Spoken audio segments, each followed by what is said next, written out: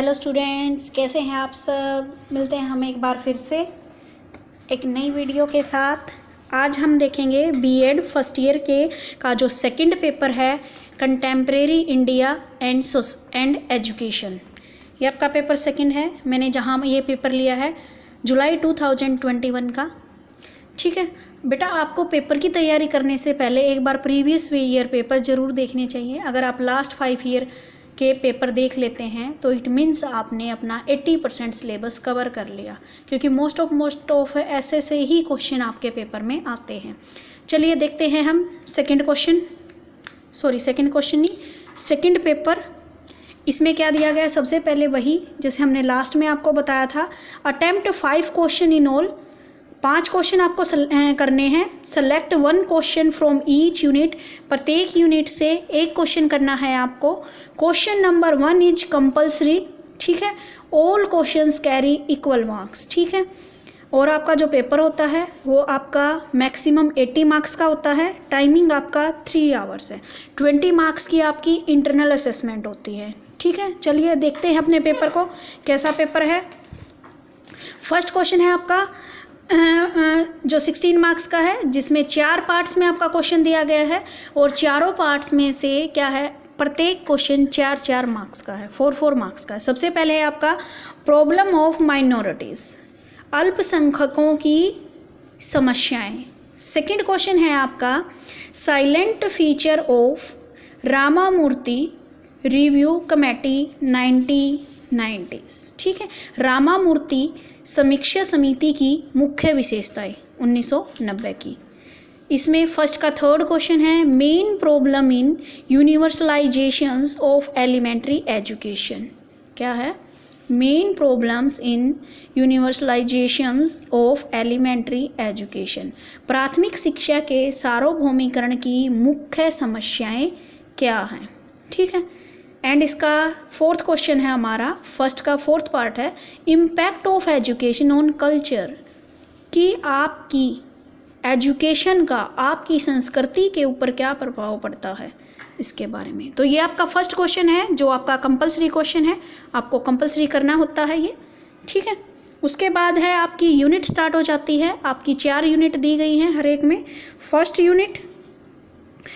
Unit में आपका question है Who are marginalizations group?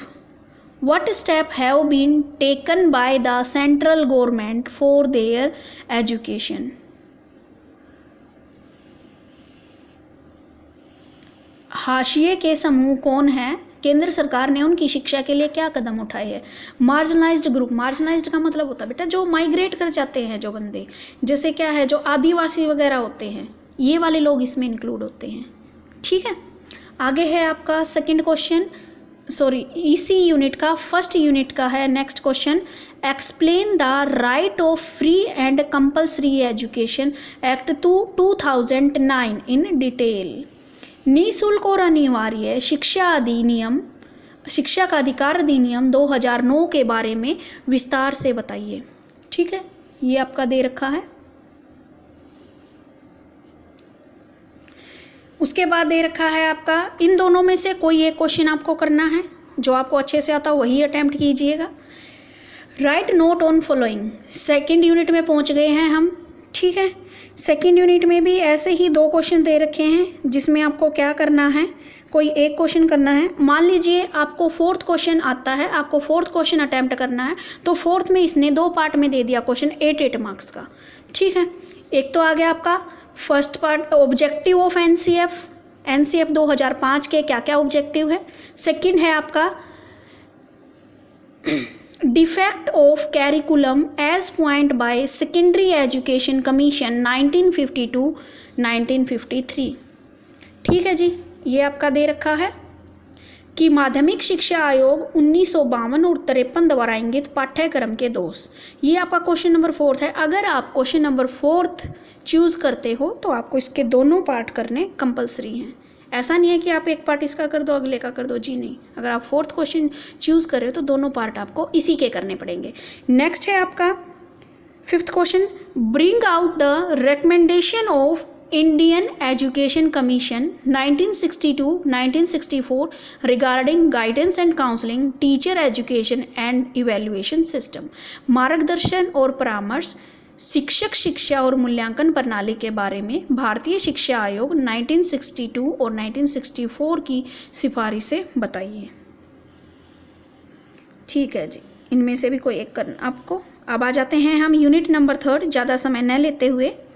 What are the problem generalized faced in the vocationalizations of education? Given suggestion to meet these problems. ठीक है भाई, What are the problem generally faced in the vocationalizations of education suggestion? शिक्षा के व्यवसायीकरण में आम तौर पर किन समस्याओं का सामना करना पड़ता है, इन समस्याओं को पूरा करने के सुझाव दीजिए।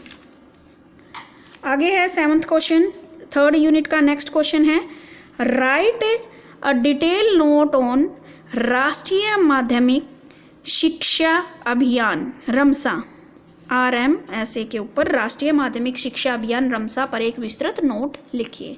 ठीक है, इनमें से कोई एक करना आपको। अब है यूनिट 4th। यूनिट 4th में क्या है, what changes would you like to introduce in the present system of education for making our democracy a success. हमारे लोकतंत्र को सफल बनाने के लिए आप वर्तमान शिक्षा प्रणाली में क्या बदलाव लाना चाहते हैं।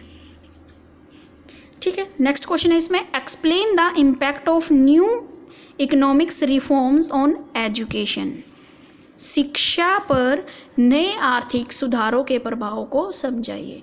ठीक है, आई होप आपको समझ में आ गया होगा आपके पेपर का पैटर्न। इनमें से क्या है, आपको एवरी यूनिट में से आपको कोई एक क्वेश्चन करना है, और जो क्वेश्चन फर्स्ट आपका क्या है, कंपल्सरी क्वेश्चन है। ठीक है, सो ऑल द बेस्ट आपके एग्ज़ाम के लिए। Thank you.